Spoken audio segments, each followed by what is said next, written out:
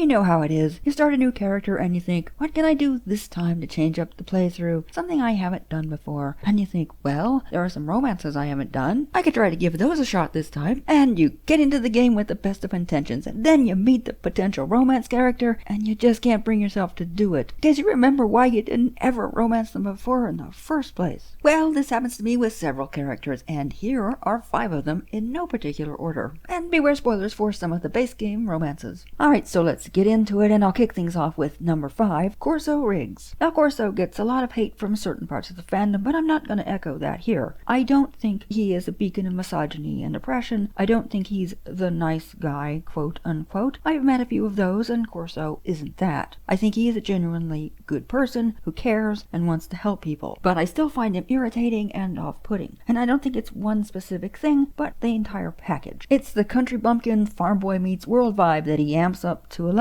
He names his weapons. He hero worships the PC, and if you're playing a male smuggler, that's not so bad. He makes a pretty good wingman. But when you're playing a female smuggler, you combine the hero worship with the fact that he puts the ladies on a pedestal, and poor Corso just comes off as pathetic. And the kicker? In order to begin the romance, you have to sleep with Corso when he's drunk. In other words, you have to take advantage of him, and that just comes off as icky to me, and I can't bring myself to do it. Now let's move on to number 4, Ashara. She's supposed to be the Anakin to our Inquisitor's Palpatine, and I gotta say, she really nails the part. She's the willful Padawan whose pride and impatience allow her to be manipulated to the dark side, but like Anakin, she just comes off like a whiny, bratty teenager. I can't move this rocket anyway. It's stupid and a waste of time. We should be fighting the Sith. But Master, I shouldn't have to stay behind because I'm better than everybody else. But Master, I should be leading. And that's before she joins your crew. She's arguably worse once she gets on your ship. She insists she's still a Jedi, even as she helps you slaughter your way across the galaxy. And no matter how bloodthirsty and psychotic your Inquisitor might be, she still somehow believes that they're out for peace. Now, some of this is the curse of the legacy dialogue system, but nevertheless, Ashara just comes across as a delusional idiot, and I can never manage to come up with a character who wants to romance a whiny, bratty teenager, or a delusional idiot. Add to that she's sorta,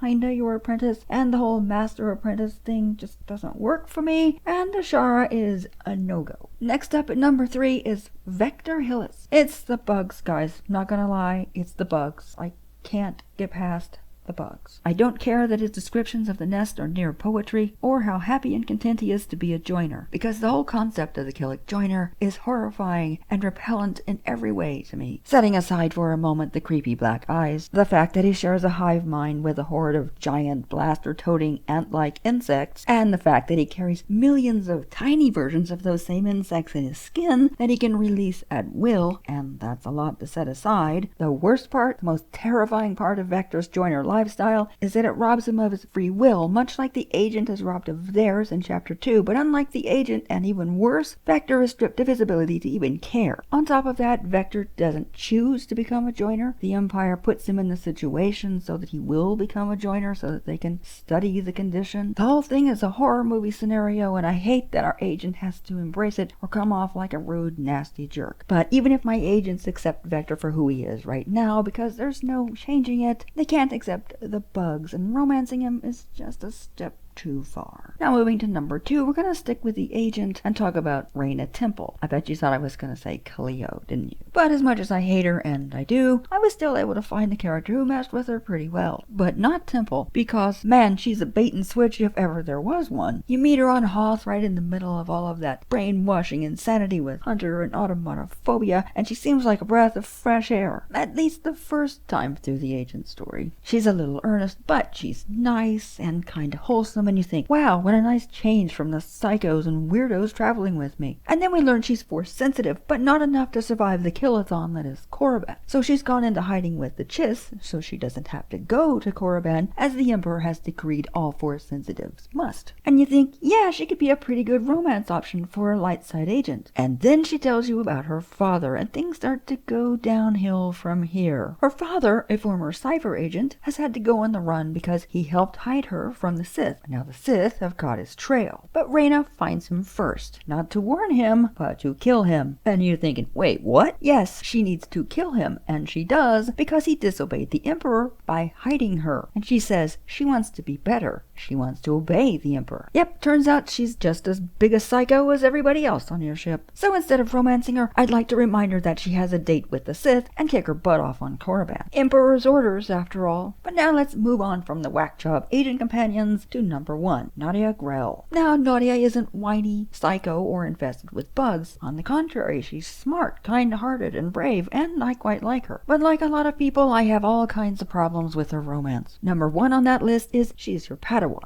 And as I've already said, I'm not a fan of the master-apprentice romance. But with Nadia, it feels even worse. I mean, the Sith are Sith, and you can expect bad behavior from them. And the Knight and Kira are pretty much peers. She's your Padawan in name only, and the romance doesn't really get started until she's knighted. But Nadia is just a very different story. Like Ashara, she feels much younger than the 21 she's supposed to be. She's new to the Force and to her place in the Jedi Order, and the Consular feels very much like her teacher. On top of all of this, she's grieving the death of her father, who was just brutally murdered by a child of the Emperor. And if you add all that up, it just doesn't feel like a good time for a romance to me. But that's the class story. After Ossus, I think she's actually a pretty good romance option. She's matured a lot, she's a Jedi in her own right, and bonus points, she's no longer your student. And there you have it. 5 class companions I can't bring myself to romance. Do you have any companions you can't romance? Let us know in the comments. And if you like this video, why not give us a like and subscribe for more stuff like this. As always, thanks for watching, and we'll see you next time.